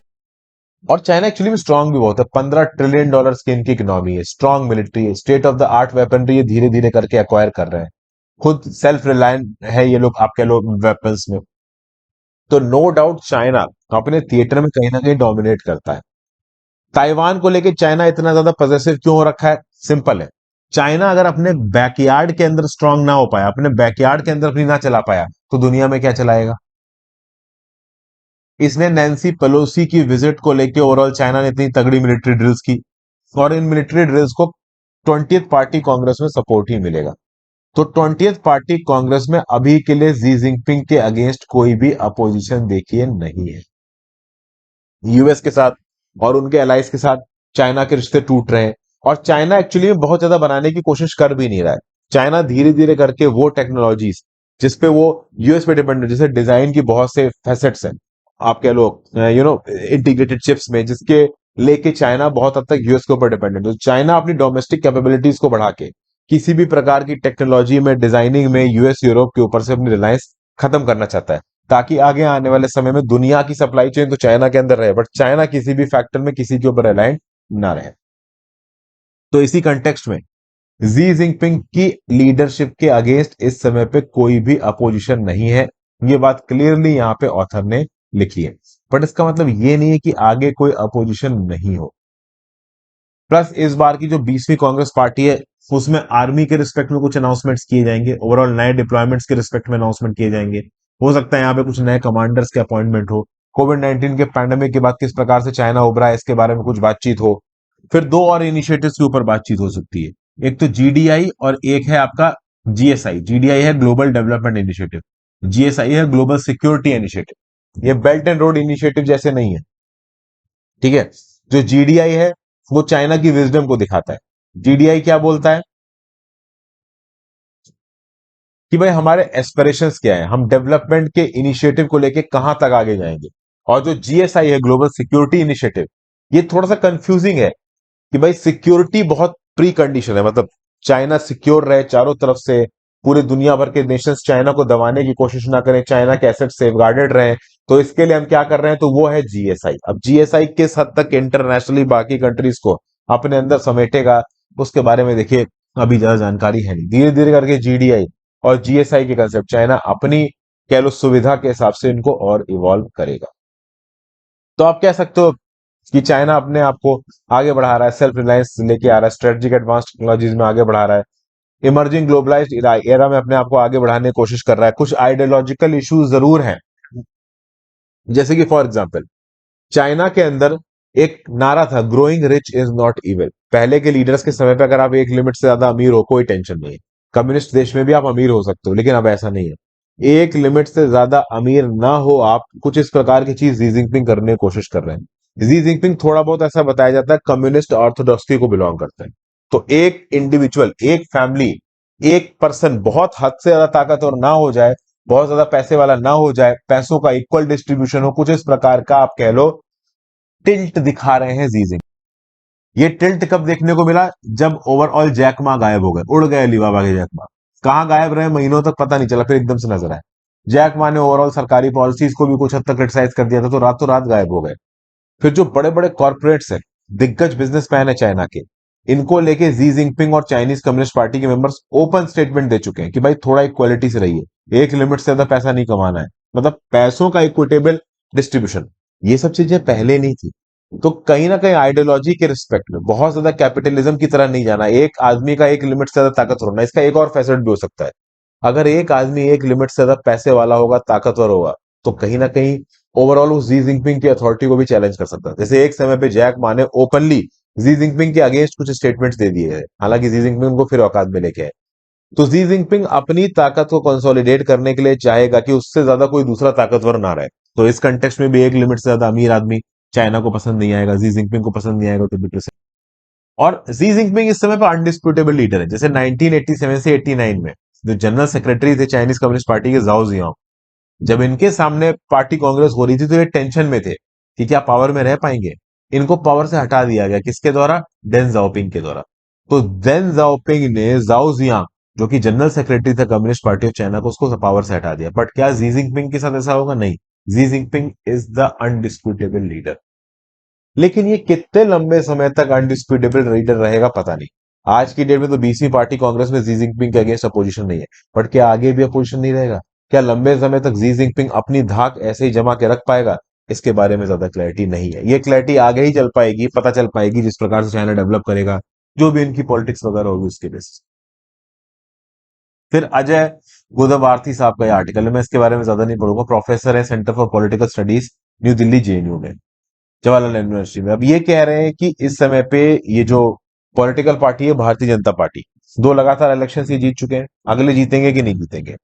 तो भाई गुदवर्ती साहब का ये बोलना है कि ऐसा जरूरी नहीं है कि जो प्रिंसिपल्स बीजेपी अपना रही है इसके बेसिस पे अगली बार बीजेपी जीती जाए। प्रधानमंत्री मोदी जी की जो कल्ट पॉलिटिक्स है वो पिछली दो बार चली, तो अगली बार भी चली जाए 2024। कहीं ना कहीं रूलिंग पार्टी के अगेंस्ट यहाँ पे स्टेटमेंट देते नजर आ रहे हैं कि जरूरी नहीं है कि 2024 में पार्टी जीते, हार भी सकती है। उसकी बहुत सी वजह बताई गई है, जैसे स्टेट्स खुश नहीं है फाइनेंशियल एलोकेशन को लेके, हिंदू पॉलिटिक्स बहुत ज्यादा हो रही है, इस प्रकार की बात की गई। तो आप चाहो तो पढ़ सकते हो, बट उतना इंपॉर्टेंट है। फिर अगला, आंगनवाड़ी स्कीम के रिस्पेक्ट में बात की गई, not centres of learning yet. इस आर्टिकल में नामिया महाजन जी और अनुप्रिया सिंह जी ने एक बड़ा ही अच्छा व्यू पॉइंट दिया है। देखिए, आंगनवाड़ी सिस्टम, 6 साल तक के जो बच्चे हैं होते हैं, 3 से 6 साल तक के बच्चे, वो आंगनबाड़ी में जाते हैं, उनको खाना पीना मिलता है, कुछ पढ़ाई लिखाई सीखते हैं, ठीक है भाई। इंटीग्रेटेड चाइल्ड डेवलपमेंट स्कीम के अंदर ये जो आंगनबाड़ी सिस्टम है वो चलाया जाता है। पिछले 75 सालों में ओवरऑल आंगनबाड़ी सिस्टम ने बहुत अच्छी तरीके से काम किया है। 30 मिलियन बच्चे, 3 करोड़ से ज्यादा बच्चे इस एज ग्रुप के, 13 लाख आंगनबाड़ी सेंटर्स पूरे देश भर में जाके पढ़ते हैं। तो अपने आप में बहुत बड़ी स्कीम है। लेकिन क्या ये स्कीम हमारे देश के डेमोग्राफिक डिविडेंड को बढ़ा पाएगी? देखिए, आईसीडीएस स्कीम के अंदर ये आंगनवाड़ी 6 चीजें प्रोवाइड करती हैं, हेल्थ, न्यूट्रिशन और एजुकेशन। सॉरी, 6 साल से कम के बच्चों को 3 चीजें प्रोवाइड करती हैं मेनली, हेल्थ, न्यूट्रिशन और एजुकेशन। और अगर 25 सालों में अगले प्रॉपर तरीके से यही चाइल्डहुड एजुकेशन हम प्रोवाइड करने में सक्सेसफुल होते हैं, तो नो डाउट हम अपना डेमोग्राफिक डिविडेंड मीट कर सकते हो। उससे ये अच्छा हो जाएगा, वो अच्छा हो जाएगा, ये सब आपको पता है, ठीक है भाई। अक्रॉस इंडिया 70% बच्चे आंगनवाड़ीज में एनरोल्ड है। लेकिन प्रॉब्लम ये है कि लो अटेंडेंस है, ज्यादा बच्चे आंगनवाड़ीज में पढ़ने आते नहीं है, क्योंकि ऐसा बताया जाता है कि इन बच्चों के माँ बाप को लगता है कि आंगनवाड़ीज में पढ़ के कुछ होगा नहीं। आंगनवाड़ी स्कीम के अंदर जो पेरेंट्स हैं जिनके बच्चे पढ़ने के लिए आते हैं, उनको किस प्रकार से देखा जाता है? बेनिफिशरीज की तरह देखा जाता है। तो आंगनवाड़ी के अंदर बच्चे आ रहे हैं, उनके पेरेंट्स छोड़ के जा रहे हैं, तो भैया राशन मिल जाएगा, इम्यूनाइजेशन कैंप्स हैं, एजुकेशन पढ़ाई लिखाई भी होती है, ठीक है। बट क्या माँ बाप को सच में लग रहा है कि पढ़ाई लिखाई होगी? पढ़ाई लिखाई आज की डेट में माँ बाप के लिए क्या है? मान लो कोई एक दिहाड़ी मजदूर है, और आदमी औरत दोनों, अब उनका बच्चा किसी आंगनवाड़ी में पढ़ने के लिए जा रहा है, तो वो दिहाड़ी मजदूर क्या सोचेंगे कि हमारा बच्चा पढ़ेगा, आगे बढ़ के कुछ बड़ा बनेगा, कुछ अच्छी नौकरी करेगा, हमारी जिंदगी सुधर जाएगी, हमारा जो सोशल आप कह लो स्टेटस है वो सुधर जाएगा। यही ऑब्वियस सी बात है आपके दिमाग में रहेगा। इसी का मतलब होता है सोशल मोबिलिटी। तो माँ बाप अपने बच्चों को पढ़ने क्यों भेजेंगे? क्योंकि उनको ऐसा लगता है कि जब हमारे बच्चे पढ़ के आगे बढ़ेंगे तो कुछ ना कुछ बड़ा अचीव कर लेंगे। लेकिन माँ बाप को ये लगना बहुत जरूरी है कि उनके बच्चे पढ़ के कुछ अचीव कर लेंगे। अगर माँ बाप को ये नहीं लगा तो वो नहीं भेजेंगे अपने बच्चों को। हाँ, वो सिर्फ इस चीज के लिए भेज देंगे, हाँ भाई कुछ खा लेगा जाके दिन में, तो बात अलग है। जैसे इंडिया में तो इतनी गरीबी है, बहुत सारे माँ बाप अपने बच्चों को आंगनवाड़ी में सिर्फ इसलिए भेज देते हैं कि चलो भाई इसको कुछ खाने को मिल जाएगा, क्योंकि खिलाने के भी पैसे नहीं। अब इस कंटेक्स्ट में इंडिया के एजुकेशन सिस्टम में खासकर जो ईसीसीई वाला जो हेड है, early childhood care and education, इसके अंदर अगर आप देखो तो माँ बाप क्या चाहते हैं और हम क्या कर रहे हैं। तो हमारा आंगनवाड़ी क्या करता है? प्ले बेस्ड लर्निंग, लोगों को सिखा सिखा के, खिला खिला के, इंटी आप कह लो इनोवेटिव तरीके से चीजें सिखाएंगे। Play based learning, road learning नहीं कराएंगे कि किताब का रट्टा मारने लगे। दूसरा, बच्चों की लोकल लैंग्वेजेस में उनको सिखाओ। लेकिन जो नॉर्मल का पेरेंट्स है वो कैसे सोचते हैं? नॉर्मल का पेरेंट्स सोचते हैं कि उनका बच्चा तब कुछ सीखेगा जब वो इंग्लिश बोलना और लिखना जानेगा, जब उसको मैथ में कुछ आता है। तो जो थोड़े बहुत माँ बाप अपने बच्चों को प्राइवेट स्कूल में भेजना अफोर्ड कर सकते हैं वो वहां भेज देते हैं। वो आंगनवाड़ी भेजते ही नहीं अपने बच्चों को। उनको लगता है कि भैया आंगनवाड़ी जाने का कोई फायदा नहीं, इससे अच्छा है प्राइवेट स्कूलों में भेज दो। जो प्राइवेट प्री प्राइमरी स्कूल होते हैं वो क्या करते हैं? वो रोट लर्निंग कराते हैं, लट्टा मरा रहे बच्चों को बैठाल के। अभी देखिए हमारे देश के अंदर ये जो नई एजुकेशन पॉलिसी है, न्यू एजुकेशन पॉलिसी, वो क्या करने की कोशिश कर रही है? पेडागॉगी तो इंप्रूव कर रही है। पेडागॉगी क्या होता है? पढ़ने लिखने का तरीका। तो प्रॉपर तरीका तो यही है कि भाई guided play based activity based learning, बच्चों को एक्टिविटी करा के सिखाओ। एक्टिविटी में क्या है कि नॉर्मल लाइफ के एग्जांपल्स देके उनसे कैलकुलेशन करवाना, जोड़ना घटाना सिखवाना, ठीक है ना, प्ले की तरह सिखाओ। लेकिन माँ बाप क्या सोचते हैं, जो बिना पढ़े लिखे माँ बाप, उनको क्या लगता है कि यार खिलाने के लिए स्कूल में लेके जा रहे हो, इससे अच्छा तो हम कहीं हम तो पढ़ाने के लिए भेज रहे हैं, तुम खिलाने के लिए लेके जा रहे हो, तो ऐसे कैसे काम चलेगा? हम तो पढ़ाई के लिए भेज रहे हैं। और पढ़ाई माँ बाप के हिसाब से क्या है? तो भाई अंग्रेजी पढ़ाओ, इसको मैथ पढ़ाओ और पढ़ाओ, खिलाओ ना। जबकि तरीका क्या है कि भाई प्ले बेस्ड लर्निंग होनी चाहिए आंगनवाड़ी में। जब प्ले बेस्ड लर्निंग होगी तो इंडिया चाइल्ड का पक्का डेवलपमेंट होगा। सीधे मैथ का आप कह लो नंबर जुड़ाने लगोगे बच्चों को तो उसको कुछ समझ में नहीं आएगा। लेकिन एक्टिविटी के बेसिस पे, एग्जाम्पल्स के बेसिस पे, इनोवेटिव मेथडोलॉजीज और पेडागॉगी से प्ले बेस्ड तरीके से बच्चों को मैथ सिखाओगे तो उनके अंदर से मैथ्स का और किसी भी और सब्जेक्ट का जो डर है वो निकल जाएगा। तो यहाँ पे माँ बाप के अंदर भी एक अवेयरनेस लाने की जरूरत है और उनके एस्पिरेशंस और डिमांड्स को सुनने की जरूरत है।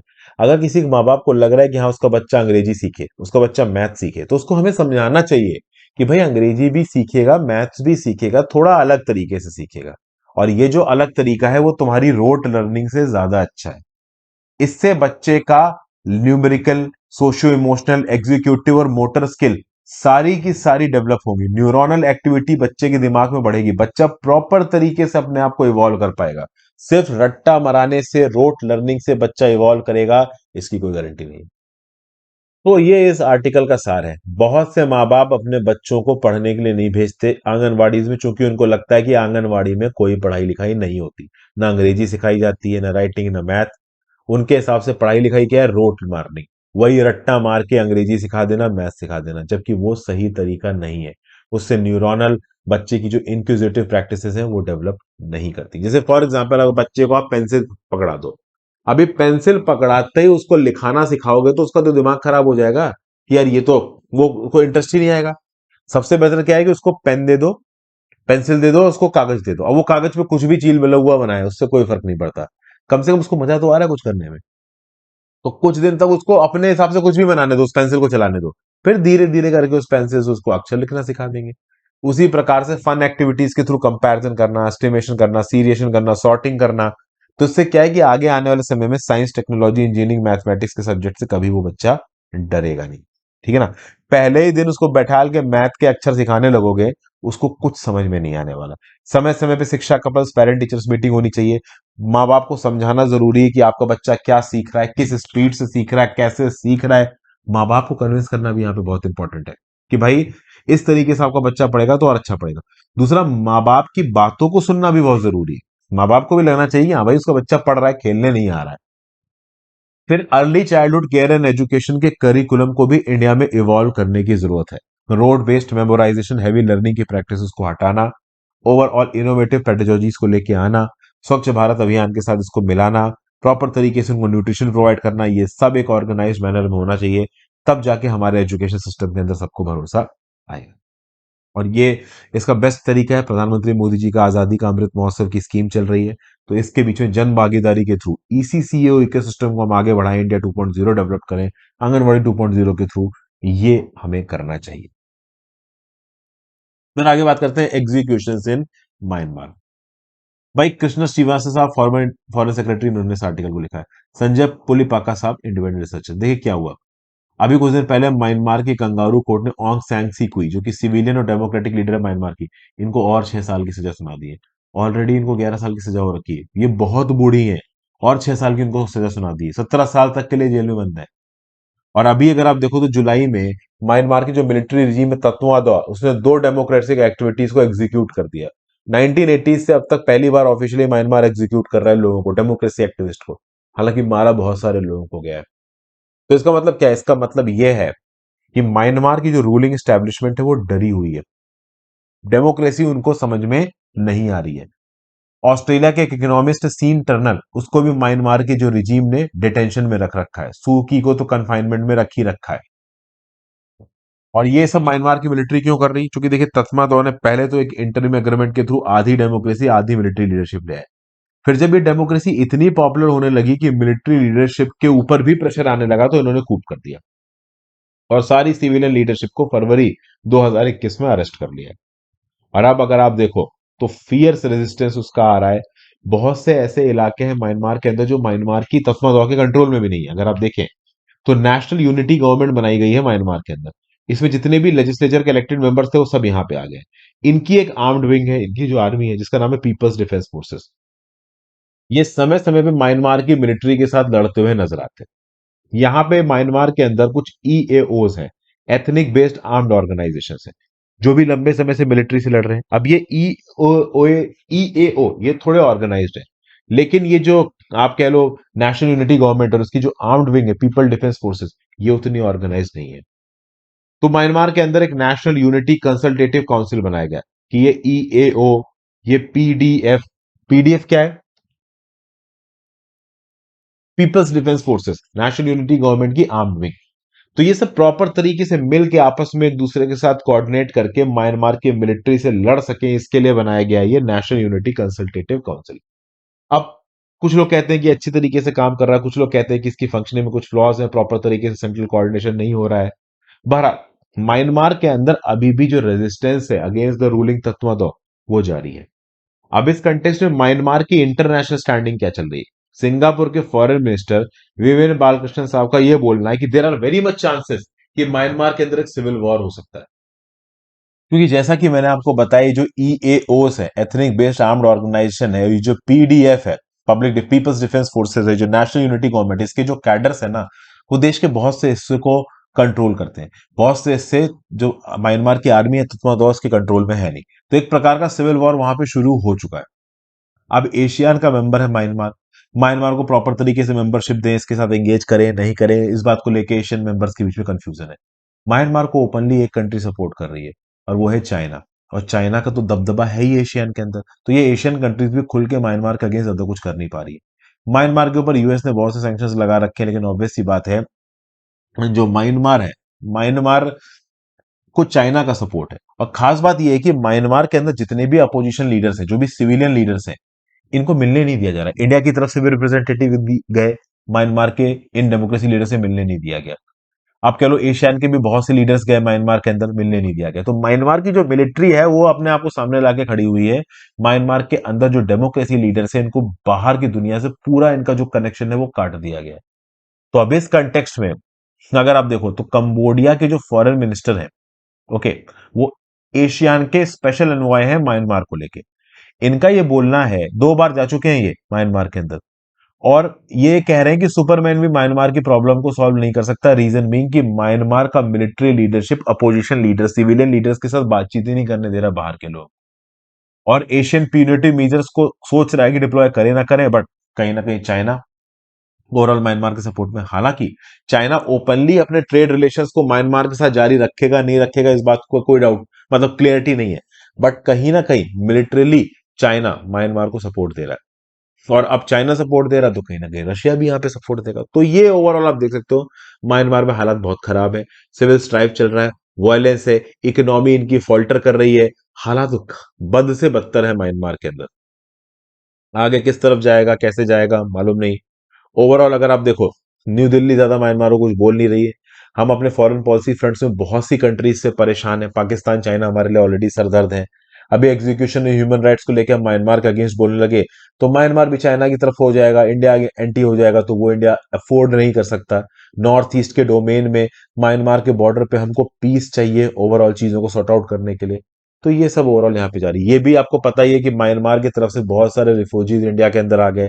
आपको पता होगा इंडिया म्यांमार बॉर्डर पे एक फ्री बाउंड्री रिजीम चलता है, ठीक है ना। इस फ्री बाउंड्री रिजीम के अंदर 15 किलोमीटर तक म्यांमार के लोग इंडिया के अंदर आ सकते हैं, इंडिया के लोग म्यांमार के अंदर जा सकते हैं अपने गुड्स वगैरह बेचने के लिए।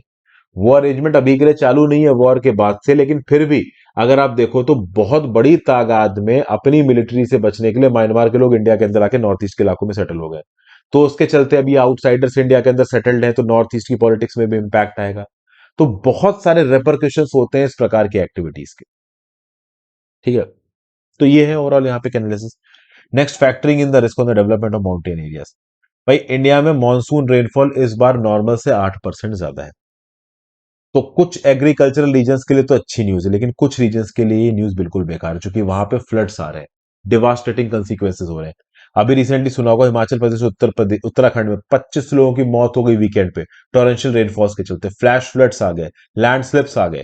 हिमाचल प्रदेश में 21 लोग मरे, 12 लोग इंजर्ड हुए, अभी तक 6 लोग मिसिंग है। मंडी, कंगरा, चंबा, ये वर्स्ट अफेक्टेड डिस्ट्रिक्ट्स हैं। हालत बहुत ज्यादा खराब है। और डेथ और डैमेज टू प्रॉपर्टी, देखिए डैमेज टू प्रॉपर्टी की तो बात ही नहीं होती, डेथ के नंबर अभी आए हैं और आगे और निकल के आ सकते हैं। अब जब क्या होता है कि इस प्रकार की जब कोई त्रासदी आती है, तो जो हमारा सबसे पहला ध्यान जाता है वो इस चीज की तरफ जाते हैं कितनी मौतें हुई और उसके बाद कितना फाइनेंशियल नुकसान हुआ। इन सब चीजों से कुछ और चीजें भी होती हैं जो कि नुकसान पहुंचाती है, जैसे स्कूल कॉलेजेस बंद हो जाते हैं, हॉस्पिटल्स वगैरह चालू रहते हैं लेकिन एक्सेसिबल नहीं रहते, ट्रांसपोर्ट फैसिलिटीज बंद पड़ जाती हैं। जो कैटल वगैरह है, भेड़ बकरियां गाय भैंसे, ये अगर कहीं फंस गए फ्लड्स के बीच में तो इनको बचाने वाला कोई नहीं है, जिसके चलते लाइवलीहुड्स बर्बाद हो जाते हैं, फैमिली फाइनेंसेस उड़ जाते हैं, स्टेट के एक्सचेकर को टैक्स का नुकसान होता है। तो ये कहीं ना कहीं बड़ी प्रॉब्लम्स है जिनको इंडिया के साथ डील कर, मतलब जिसको जिसको डील करने के लिए इंडिया के एडमिनिस्ट्रेशन को सजग रहना है। इंडिया का जो मानसून है ना, 75% मानसून की बारिश 4 महीनों में होती है। अब ऑब्वियस सी बात है, 4 महीनों में पूरे साल की 75% अगर बारिश हो रही है, तो हमारा देश जियोलॉजिकली बहुत डाइवर्स है। किसी जगह पे ये बारिश क्लाइमेट फ्यूरी के अंदर बदल सकती है। और ये जो क्लाइमेट फ्यूरी है, ये बहुत ज्यादा एक्यूट हो जाता है पहाड़ी इलाकों में, क्योंकि पहाड़ी इलाकों में समतल इलाका बहुत कम होता है। पहाड़ की चट्टाने काट काट के समतल इलाका बनाया गया है, और वो भी बड़े ही अनसस्टेनेबल तरीके से बनाया गया है, जियोलॉजिकल सीज्मिसिटी को ध्यान ना देते हुए। तो लैंड स्लाइड्स वगैरह काफी बवाल पैदा करते हैं हर साल। महाराष्ट्र में ले लो, केरला में ले लो, पहाड़ों में ले लो, नॉर्थ ईस्ट में ले लो, इस प्रकार की लैंडस्लाइड्स की बहुत खबर हमको सुनने को मिलती है। और ये इकोलॉजिकल बैलेंस को प्रॉपर तरीके से मैटर नहीं करते, डेवलपमेंटल प्रोसेस में ये हमको आउटकम ज्यादा देखने को मिलता है। अभी अगर आप देखो तो हिमाचल प्रदेश के department of environment science and technology ने एक रीसेंट रिपोर्ट रिलीज की। उन्होंने क्या बोला कि mountain areas are highly vulnerable to natural disasters, where development over the years has compounded the problem by upsetting the ecological balance of various physical processes। तो बहुत सारे फिजिकल प्रोसेस का ecological balance upset हो गया है, जिसके चलते अगर आप देखो ये सारे इलाके नेचुरल डिजास्टर से बहुत वल्नरेबल हो, तो जान माल का नुकसान यहाँ पे हो गई। और हिमाचल प्रदेश, उत्तराखंड में प्रॉब्लम बहुत ज्यादा है, रीजन बीइंग कि ये पहाड़ी स्टेट है। मॉनसून रेन पैटर्न्स भी यहाँ पे ओवरऑल एस्टिमेट कर पाना बहुत मुश्किल है। इंडिया में किस जगह पे किस समय पे कितनी बारिश होगी, ये पता कर पाना मुश्किल है। हमारी जो मेट्रोलॉजिकल डिपार्टमेंट है, इंडियन मेट्रोलॉजिकल डिपार्टमेंट, ये अर्ली वार्निंग फोरकास्ट सिस्टम को इंप्रूव करने की कोशिश कर रहा है। हमारे पास फोर्टनाइटली, 14 दिन के, वीकली, 7 दिन के, 3 घंटे के भी फोरकास्ट अवेलेबल है। लेकिन बहुत सारे और रडार्स लगाने की जरूरत है, सोनार्स लगाने की जरूरत है। धीरे धीरे करके हम इंप्रूवमेंट कर जरूर रहे हैं, लेकिन जो खतरनाक आप कह लो क्लाइमेटिक पैटर्न्स बदल रहे हैं, ग्लोबल वार्मिंग हो रही है, उसके चलते शॉर्टिंग इंसिडेंसेस आगे आने वाले समय में बढ़ेंगे। तो हमारे पास ऐसा मैकेनिज्म होना चाहिए जिससे हम डिजास्टर से लड़ सकें, वीक और वल्नरेबल को रिहेबिलिटेट कर सकें। प्रॉपर तरीके से इंफ्रास्ट्रक्चर और सर्विसेज अवेलेबल होनी चाहिए उन इलाकों में जिनकी टेरेन इस प्रकार के फ्लड्स और क्लाइमेट फ्यूरी के प्रति वल्नरेबल हो। ये आइडेंटिफाई तो एटलीस्ट हम कर ही सकते हैं। तो ये सब प्लस, जब भी कोई इंफ्रास्ट्रक्चर प्रोजेक्ट आप बना रहे हो, तो उसकी इन्वायरमेंटल कॉस्ट क्या होगी, इसको भी फैक्टर करना चाहिए डेवलपमेंटल प्रोजेक्ट्स को आगे अंडरटेक करने से पहले। फिर आज का आखिरी article, on strong domestic base propelling Indian chess. देखिए भारतीय चेस चैंपियंस देश का नाम रोशन कर रहे हैं। 17 साल के हमारे आर प्रज्ञानंदा ने 5 times world champion Magnus Carlsen को लगातार 3 गेमों में हराया। एफटीएक्स क्रिप्टो कप हो रहा है, कहां पे हो रहा है, माइमी, यूएस में। तो मैग्नस कार्लसन को लगातार 3 बार हराना, हालांकि overall finally R Praggnanandhaa runner up आए हैं, जीता मैग्नस कार्लसन ही है, लेकिन अपने आप में एक 17 वर्षीय इंसान मैग्नस कार्लसन को हरा रहा है, ये बहुत बड़ी बात है। ठीक है, तो ये आप देखो कहीं ना कहीं देश के लिए बहुत आगे बढ़ने वाली बात है। चेन्नई के इस इंडिविजुअल आर प्रज्ञानंदा ने मियामी में हमारे देश का नाम रोशन किया है, और चेन्नई के चेस ओलंपियाड में भी इसने ब्रॉन्ज मेडल जीता था। चेन्नई के चेस ओलंपियाड में कुछ और सितारे थे, जैसे कि आर प्रज्ञानंदा का टीममेट डी गुकेश, ये भी चेन्नई का था। He is also sensation at the Olympiad. 8 wins जीती थी इसने चेन्नई ओलंपियाड में। फिर एक और इंडियन टीनेजर है अर्जुन एरिगैसी, ये भी हेडलाइंस में आए थे। तो प्रज्ञानंदा गुकेश और एरिगैसी, फिर और दो यंग यूनिट्स निहाल सरीन और रौनक सदवानी, इन्होंने ओलंपियाड में जबरदस्त परफॉर्मेंस दी। सदवानी ने तो Abu Dhabi international chess festival जीता। तो आप कह सकते हो कि ये कुछ ऐसे नाम हैं जो कि चेस के फील्ड में आगे बहुत रोशन करने वाले इंडिया का नाम। देखिए पहले सिर्फ एक विश्वनाथन आनंद हुआ करते थे। विश्वनाथन आनंद ने बहुत लंबे समय तक देश का नाम चेस में आगे बढ़ाया, लेकिन इस समय पे बंच ऑफ प्लेयर्स निकल के आ रहे हैं, जो कि अपने आप में बहुत बड़ी बात है। चेस एक ऐसा फील्ड है, एक ऐसा स्पोर्ट है जहां पे इंडिया एकदम से इंटरनेशनल एरेना में खतरनाक बम्पर एंट्री मार रहा है, जो कि अपने आप में बड़ी बात है। ठीक है ना, ये सब ग्रैंड मास्टर्स बनने का पोटेंशियल रखते हैं। विश्वनाथन आनंद ने इन्होंने सीखा है और इंडिया के स्पोर्टिंग एरेना के लिए एक फक्र करने वाली बात है। तो ये था आज का एडिटोरियल डिस्कशन दोस्तों। सॉरी एडिटोरियल थोड़ा सा लेट हो गया है, 1 बजे के बाद मिल रहा है आपको एडिटोरियल। थोड़ा लंबा भी हो गया एडिटोरियल दोस्तों, और जैसा कि मैंने आपको वीडियो की शुरुआत में बताया, कुछ वजहों से, कुछ ट्रेवलिंग की वजह से ओवरऑल, और कुछ ऐसी जगहों पर रहने की वजह से जहाँ पे इंटरनेट वगैरह अच्छा नहीं था, मैं आपके लिए ज्यादा वीडियोस अपलोड नहीं कर पाया। बट फिर भी दोस्तों, अब कल से मैं कोशिश करूंगा कि वीडियोस एकदम टाइम पे रहे, एकदम चुस्त दुरुस्त आपको वीडियोस मिलती रहे। आई होप आपको वीडियो पसंद आई। अपने व्यू पॉइंट नीचे कमेंट बॉक्स में देके जाइएगा। इंस्टाग्राम पे फॉलो कर लीजिएगा, टेलीग्राम ग्रुप ज्वाइन कर लीजिएगा। Have a great day.